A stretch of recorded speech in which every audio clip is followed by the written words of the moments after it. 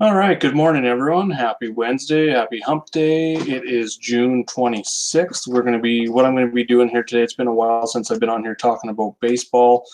So what I wanted to do was just kind of go over some of the changes I have done to my MLB cheat sheet, as well as go through some picks for today. We've got a 6-game early and a 9-game main slate. That's how DraftKings split it up. FanDuel's done it quite a bit different today. They've got some 3 games very early slate, and then the main slate. So the main slate's going to be the same size, but so what I'm going to do here after I kind of go over the changes to the cheat sheet itself is just look at the 2 slates and go over a few stacks and a few pitchers that I like for that slate, kind of looking at the cheat sheet and some things that do stand out. So what I'm going to do, first of all, is go ahead and share my screen with you. Just take a second here, and then I will go over the cheat sheet.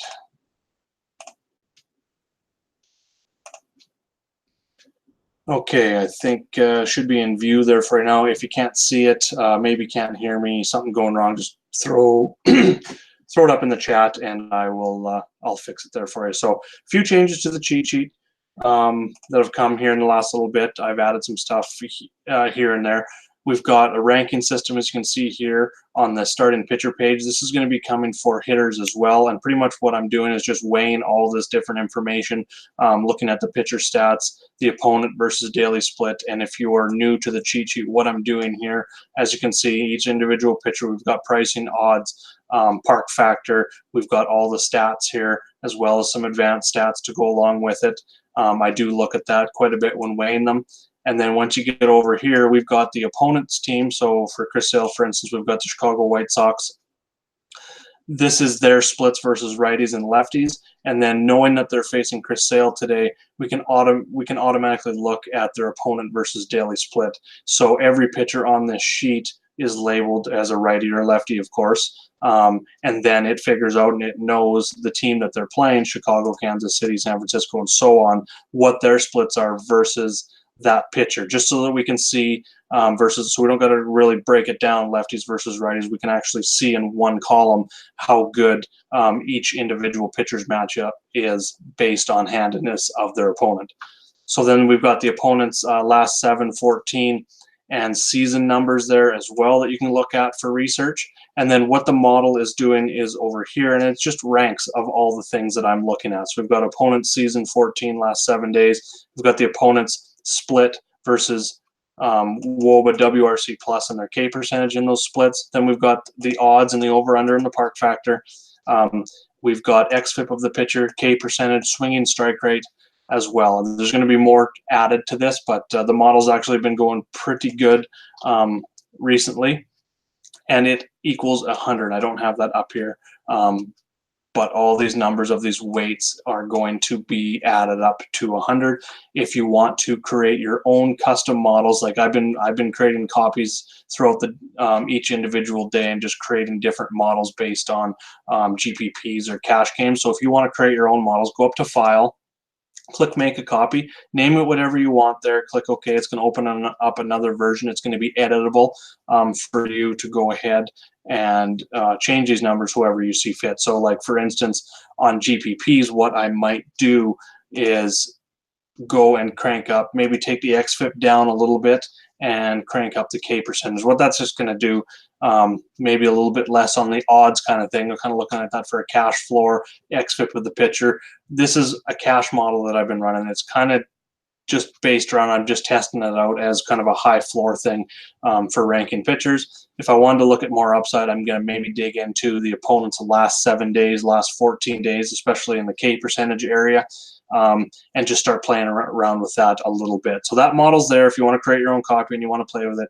As you see now, the ranks over on the left-hand side, that is more of a cash game, and I'm going to be leaving that for about 2 to 3 weeks. I want to get a good sample size and just see what the correlation is of the models that I'm creating, because I want to see 3 or 4 starts from a pitcher, not just one, and using that small sample size. So a couple of things I have added. We've got weather ratings on there. I don't think that was on there when I did the original cheat sheet. So when we go look at the weather, I've had this tab on here before. It's a link to Weather Underground for each stadium. type with roof and stuff, and then we've got weather ratings, and I'm going to be filling this in shortly after this video is over.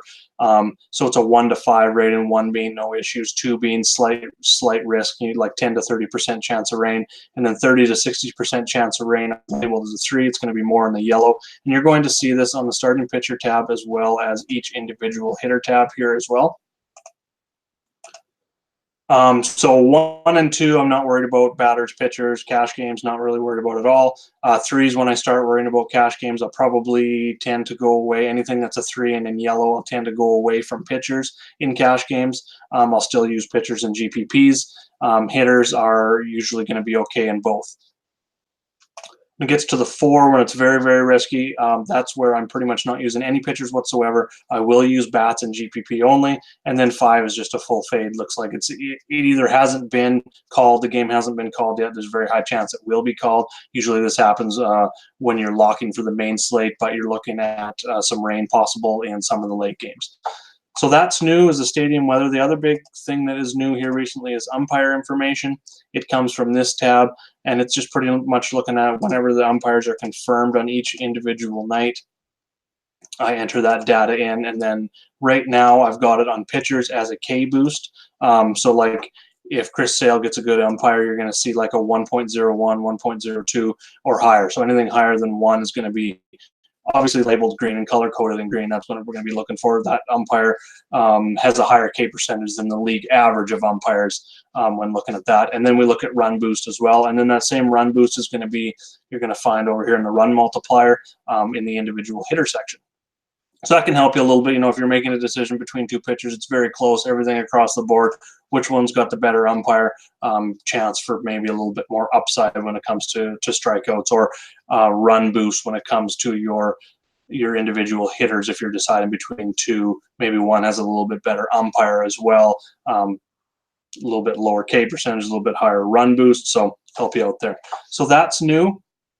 A couple more things that are new. If we go to the lineup page, what I'm really been concentrating on a daily basis is not so much looking at Chris Sale or Bauer or Paxton versus the opponents, because what we're looking at here, opponent versus daily split. So we've got James Paxton versus Toronto. Toronto 294 WOBA, 82 WRC plus, 24.5% K rate versus lefties. Now, that's a season number. That's going back to the start of the season. Some of those batters aren't even in the lineup anymore. Something I've been really concentrated on is not just looking at that, but then going and breaking it down when the lineup actually comes in, which is on the lineups tab.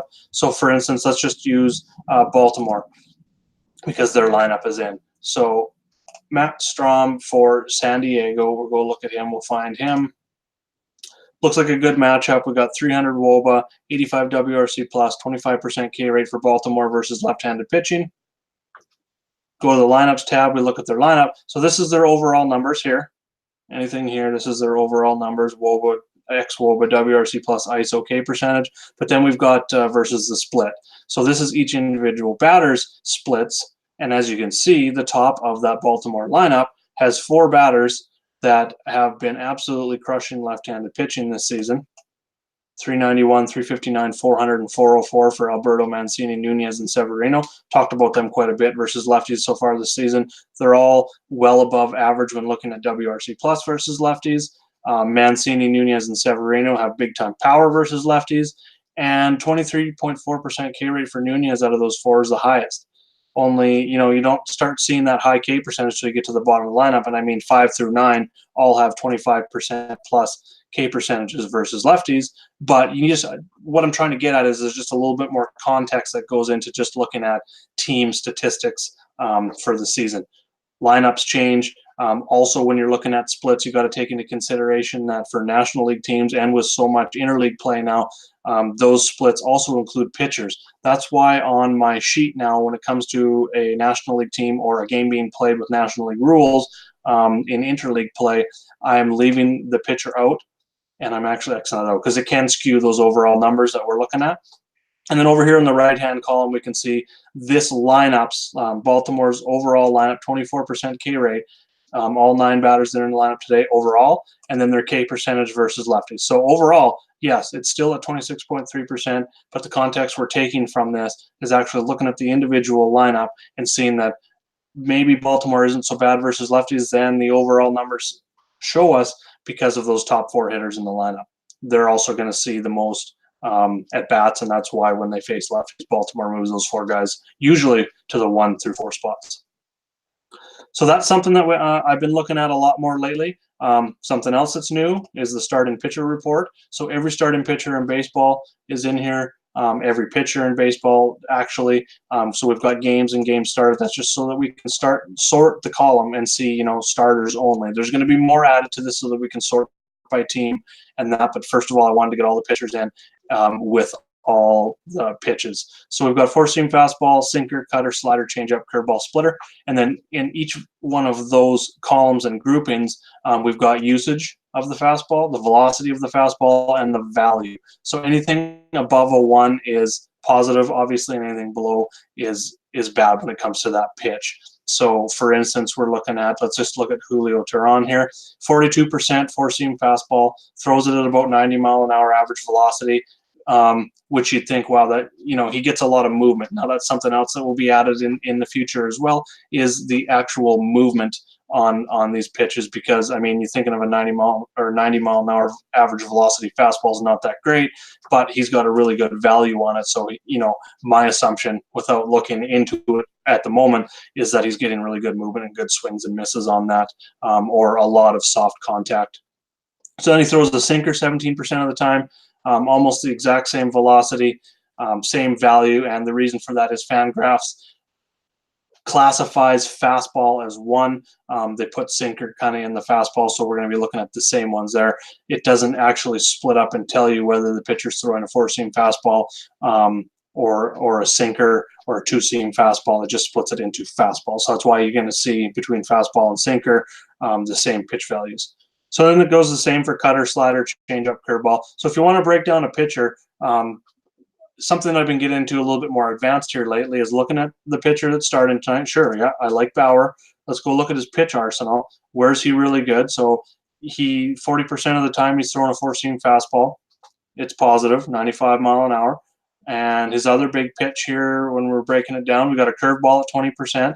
It's positive as well. And then he's got a cutter at 15.6% usage rate as well at 1.6 value. So all 3 of those pitches are positive for Bauer. So then what I'll do, and I will have a tab for this in the future, is kind of like a batter report. And that batter report will be pretty much what you see here for pitchers, but looking at the batter's value versus 4-seamers, sinkers, cutters, so that we can then go and model and just break down this matchup, looking at today's lineup for Baltimore. Let's go back and look at Bauer facing Kansas City. So what we can do with that information is then see what Bauer's good at, what pitches he throws, and then go look at the opponent in Kansas City and see what pitches they hit good, and then even break it down further into Kansas City's actual lineup, individual hitters like we talked about with the lineups just before this, and looking at each individual hitter and which hitters hit curveballs, which ones hit cutters, because you're going to have some pitchers out there, and I didn't really choose a good example, who maybe have a really good fastball, but their secondary pitches aren't great, or have a good fastball and changeup, but the slider and curveball aren't great. So you want to find teams that, just because he's a good pitcher, find teams that really do crush that curveball that he maybe doesn't throw as good, and you may have a little bit of an advantage there, especially when looking at ownership for GPPs and that sort of thing. So that's where we're coming along with the starting pitcher and batter report. So then we've got the bullpen report as well. Very important, especially with a lot of the openers that are going on in baseball right now. Especially when you're breaking down a matchup like Baltimore is one of the best examples I can use. Their starting pitching is either the worst or bottom 2, bottom 3 worst in the entire league when it comes to ERA, when it comes to xFIP, home run to fly ball rate, that sort of thing. So that's why we're always targeting Baltimore pitching for stacking against. Now, the other thing that I really like targeting Baltimore for is those pitchers aren't going to go deep because, 1, they suck.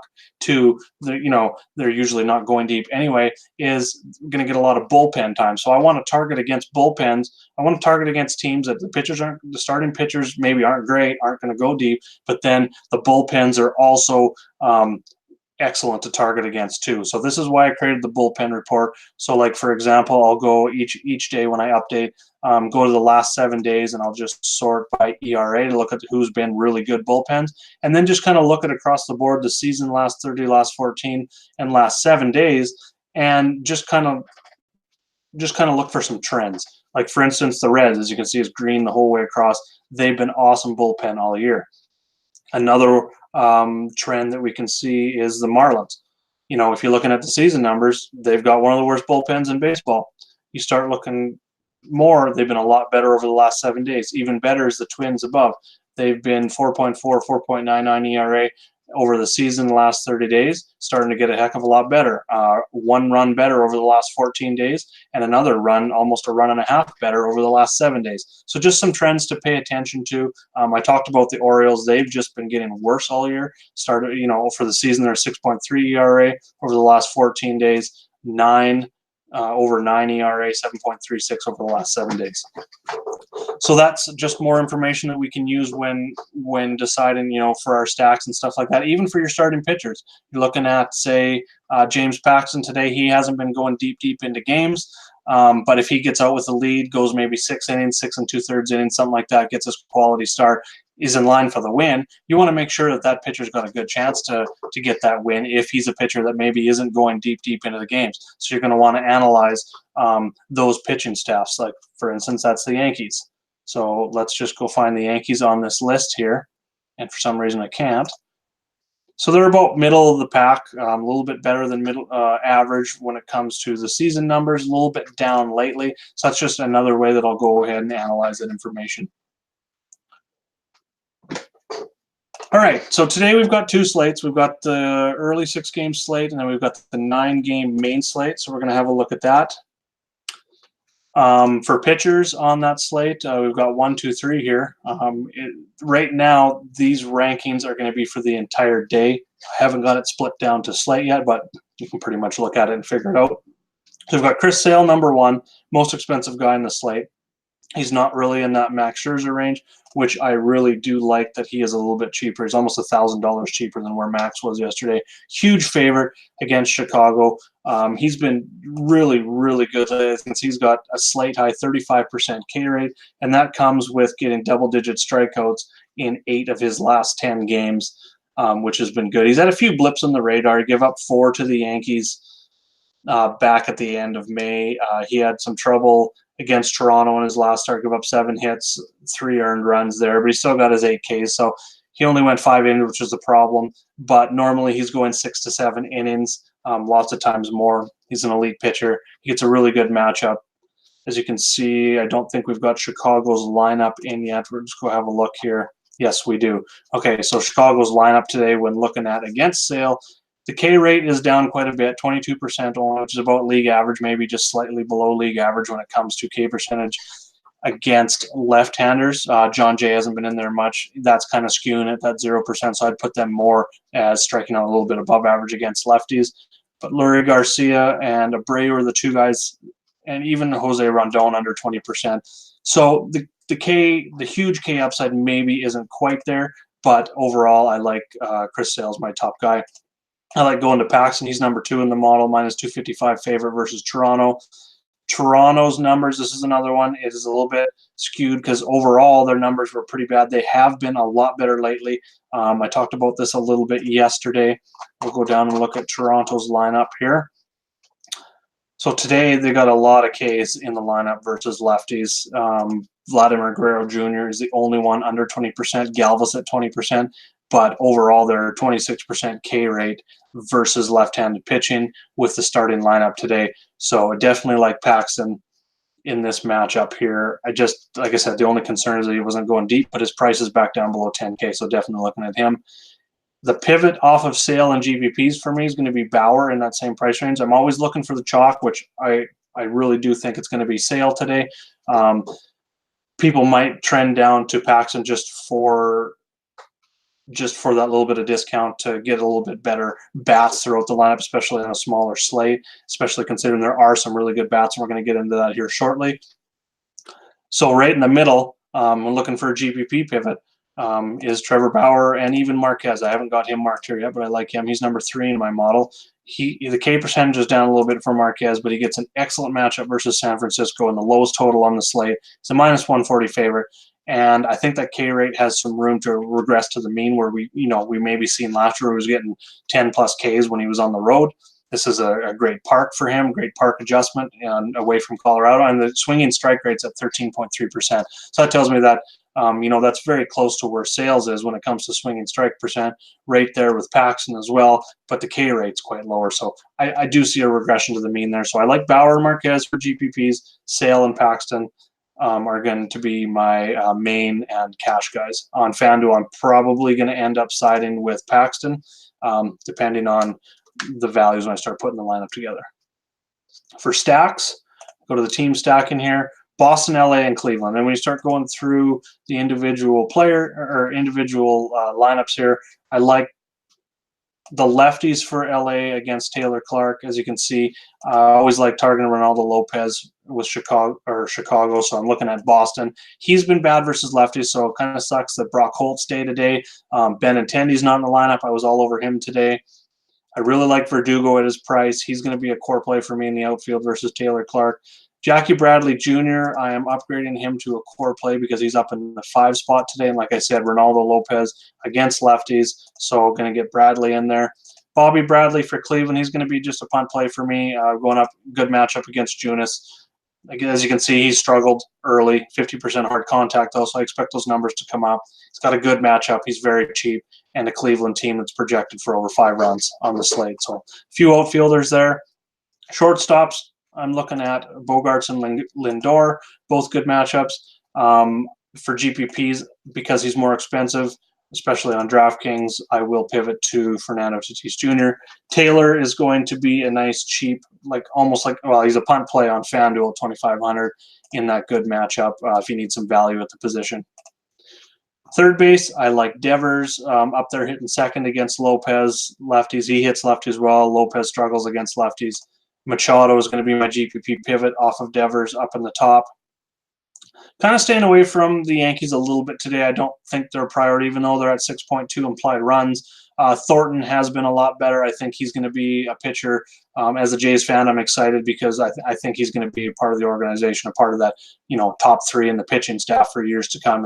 As the rebuild comes through, I think he's going to be one pitcher that's going to be a part of it. So I do like the Yankees for GPP, but I do like these other teams just a little bit more. So that's why I'm not really highlighting, because LeMahieu is an elite play. He's just been tremendous at the top of the order for the Yankees this year. Justin Turner, if he's in there, he's actually had a little bit of reverse splits this year. He's usually known for hitting lefties, but this year it's been good against righties. So definitely looking at him against Taylor Clark. And then Jose Ramirez, he's been a lot better lately, looking at the last 7 days, last 14 days over his season numbers, which have been just dreadful so far this season. Up to the 5 spot, he was hitting down a little bit earlier after getting moved down from the top of the order. Jake Junis, definitely going against him today. Just going to go look at Junis's numbers and look at these guys' numbers here and why I'm targeting them. So with this, if you're not familiar with it, this is the team stacking page. So we got overall last 7 days, home road, all the splits for each individual team, their implied runs, the park that they're in, and then the opponent pitchers. So Boston faces Lopez, 6+ ERA. Clark's got a 6+ ERA. So those are my 2 main ones, Boston and Los Angeles. Cleveland would be third on my list, facing Junis. He's been a little bit better, as you can see by the numbers. Doesn't give up as many fly balls, which really limits that upside. But as for hard contact, average exit velocity, xWOBA, all 3 of those guys are the ones to target. So now we'll jump into the main slate. And if you're looking at this video after, what pick did he have for the main slate, I'm going to have timestamps in the information below once the video is over so that you can quickly click. You can see the sheet overview at the start of the video. You can see the early slate picks, and then you can see the main slate picks. So don't worry if you're just jumping in now and you missed the main slate picks. I will have that in the information. You will see that in the video once it's all done and processed.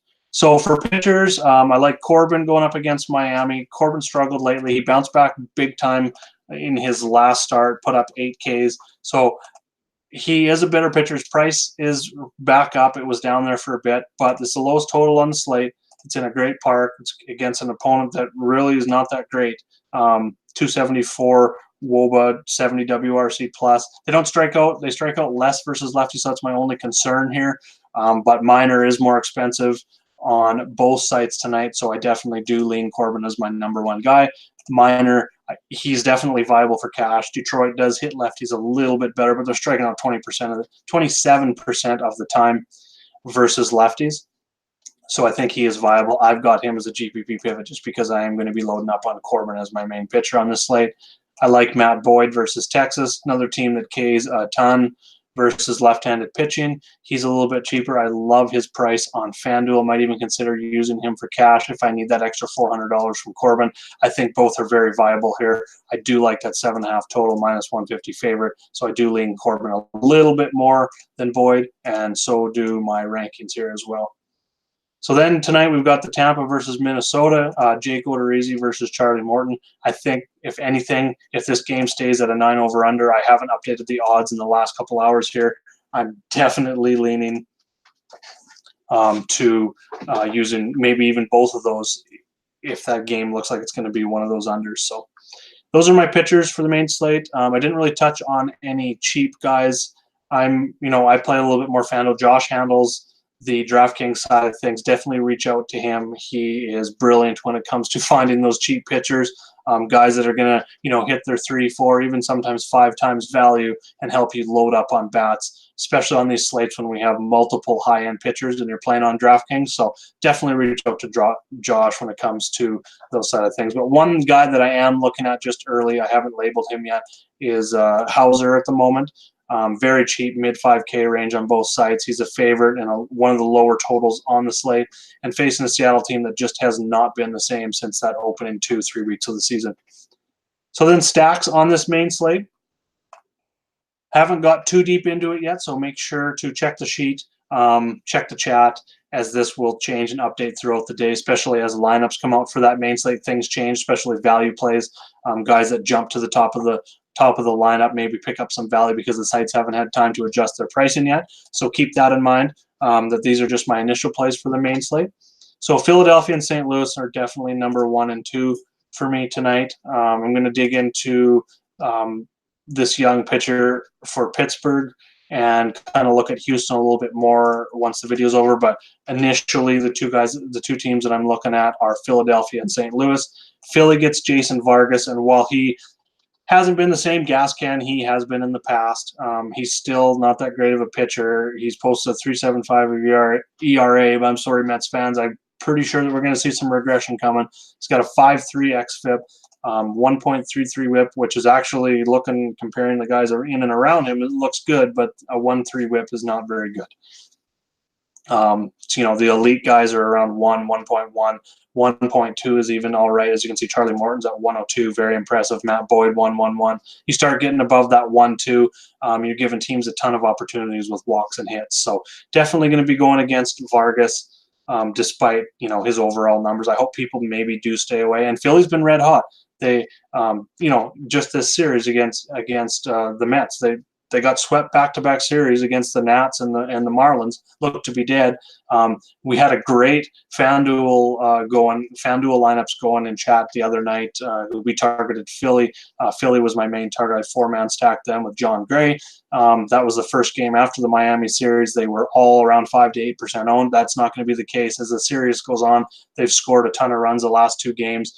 So I think their ownership's definitely going to be up. This is a smaller slate as well, so that's going to contribute to that as well. So keep that in mind. But I do like them a heck of a lot tonight.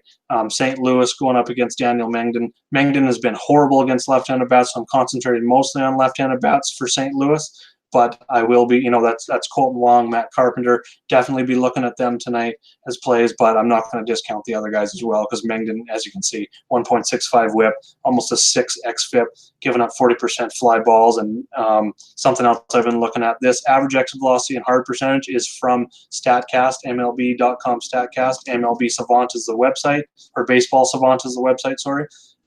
He's given up a 90.4 average exit velocity, which is very high. He's given up a ton of hard contact, 41%. So definitely looking there. And then for GPPs, a little bit less exposure tonight. I'm looking at the Angels versus Tanner Roark.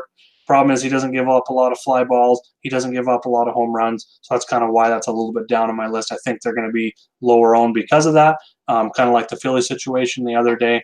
So I'm definitely looking at LA, especially La Stella, Trout, Ohtani, kind of top of the lineup guys there. And then Oakland, they are much better against lefties, as you can see here. It's pretty glaring splits. Some teams do have one, and that is one that definitely stands out. So I think, people are going to see that. I think people have figured out that Oakland versus lefties is a good stack. So this against righties, Adam Wainwright, I think it's going to be lower owned, and that's a reason I'm going to be targeting it in GPPs. They have been over the last 14 days, as you can see, they got 234 team ISO, 123 WRC plus, and 352 WOBA. So they have been very good lately. So I'm definitely be looking at them. So some individual players just going through here is for Philly, Kingery and Harper. Kingery on FanDuel is a little bit underpriced compared to how good he's been going lately. He's got a 64% hard contact rate versus lefties. And for some reason, well, that's probably the reason, just his splits and stuff, he's more expensive than Harper. So on DraftKings, if you need $300 savings, definitely go down to Harper. He's actually, as you can see, he's not been a world killer against lefties, but he's been well above average at 386 WOBA, 140 WRC plus, and 50% hard contact rate. So definitely looking at those two. Didn't talk about Mets as a stack, but I love Jeff McNeil leading off now, 3,200 on FanDuel, kind of in that second mid tier on DraftKings. Definitely in play in cash games with a 10.5 total tonight. Scrolling down a little bit more for Oakland, for GPPs, I really like Grossman, Davis, Laureano. Just kind of a combination of pretty much all the Oakland bats. They're a pretty balanced team when it goes throughout the lineup. So they're a team that you can definitely do. Something I'm going to talk about in a future video, but something I've been working on is taking a few of them, the teams that I love stacking, and just kind of tier stacking them, I guess. I don't really have a specific name for it, but pretty much what I'll do is I'll stack, I'll pick a pitcher. I'll talk FanDuel here. So I'll pick a pitcher, I'll pick a team, let's say Oakland, and I'll stack them 1 to 4, and then go mix in the other team, and then I will stack them 2 to 5, 3 to 6, 4 to 7, and I'll run, I'll cross stack those. Obviously, as you go lower in the lineup, the guys are going to be cheaper, so your second stack, you can go with a little bit more expensive team as you go through, but I'll keep that pitcher. Then what I'll do is I'll switch that pitcher, and I'll do that exact same thing over again. So that's kind of how I go about multi-entering. I'm going to do a whole separate video on that coming up here in the future, so stay tuned for that. Jumping over to shortstop, Kevin Newman near the top of the lineup for me is going to be a cash play, especially what stands out is his FanDuel price at $2,700. Gene Segura for Philly hits lefty, absolutely crushes lefty, 428 WOBA, 168 WRC plus, 365 ISO. He doesn't have a ton of power, in doubles and stuff, but when it comes to like home runs, he's not the power guy. He's never has been, but he's got a lot of speed, average on base percentage. He's going to be my core play, especially in a 10.5 game with almost 6 implied runs. GPPs, I love going up to Paul DeJong. I talked about lefties versus Menging, but DeJong I think is a player that I will play as a GPP upside, a little more expensive in that. Third base, Matt Chapman against Adam Wainwright. Matt Chapman, to me, just with his consistency, is someone that's always in playing cash games. And then when it comes to a slate where he faces a little bit lesser pitcher, sorry, Adam Wainwright fans, kind of on the end of his career. That's why we've got him 10 over under. A little bit lower on the implied runs, 4.6, because it's almost like a pick 'em tonight. But my core play at third base tonight is going to be Tommy La Stella for the Angels, just going up against Tanner Roark. He's cheap on, I don't want to say cheap, but he's kind of in that second tier. He's got good points per dollar value on both sites. And then if you want to punt, Hernan Perez or Sean Rodriguez down here. Rodriguez is someone the Phillies will put in against lefties. He will hit normally 6th, 7th, or 8th, kind of in that bottom of the lineup. But he's very cheap if you're looking to punt the third base position. And as you can see, he has very strong splits versus left-handed pitching as well. Second base, Colton Wong. I talked about lefties. I'm just going to bite the bullet here and go take the discount and go with Wong, despite him hitting near the bottom of the order and despite his, numbers that don't really jump off the page or anything.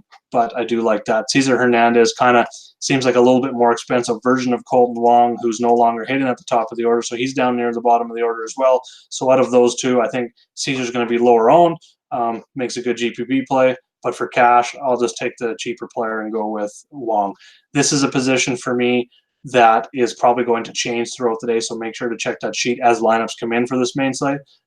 So stay tuned to chat, stay tuned to the sheet, because there will be updates coming, especially on that position. So at first base, I'm going with Hoskins as my main guy. Olsen, if you need the discount, especially on DraftKings, $600 discount there. As well, it's a $1,100 discount on FanDuel. Hoskins is the most expensive on FanDuel, so probably not going to go there for cash, depending on the pitching that I'm going to use. I'll probably go with Olsen to take that discount. Maybe even Howie Kendrick, who's just very underpriced on FanDuel. He does hit better against lefties, but he does have solid numbers against righties as well. And that price just really stands out for me tonight. So I am going to highlight him here. And then Pete Alonso, pretty much here, NL Rookie of the Year right now. Tons of power for GPP. Daniel Vogelbach, tons of power. I think when it comes to home runs per plate appearance, I think I seen this morning that he is 4th or 5th best in the entire league. Like something like every 13 plate appearances he's hitting home run this season. So anytime he's against already, like I said, I do like Hauser a little bit, but for GPPs, I definitely like Vogelbach and his power upside. And a catcher, I haven't highlighted any yet. It really, for me, catcher really comes down to, especially on DraftKings, I'm usually punting, so I'm usually looking for the cheapest catcher that's maybe in the highest order in the lineup, who maybe even gets just a neutral matchup. I'm not really concerned about overpowering matchup. I will fade the guys that are in bad matchups, but I'm pretty much looking for that neutral matchup. So that covers pretty much everything, I think. I talked about pitchers for both slates. I talked about stacks for both slates. We had an overview of the cheat sheet, a lot of the changes that have come. I've got more changes coming. I've been adding stuff, working on the background, working on adding the same kind of modeling system that I have here for the pitchers into the individual batter tabs as well. So that's coming down the line here as well. And then, like I said, we're going to have a batter report. I'm going to be adding more to the starting pitcher report. And yeah, so that's pretty much it. If you have any questions, definitely leave them in the video comments below. Hit me up on Twitter at Jaeger_bombs9. You can hit me up in the chat room, the Roller Pros community chat here, members chat. Definitely slide into there. I'm around all day to answer your questions. Thanks for watching the video. Make sure to like and subscribe. A lot more coming down the line. And let's go get some green screens. Good luck today, everyone.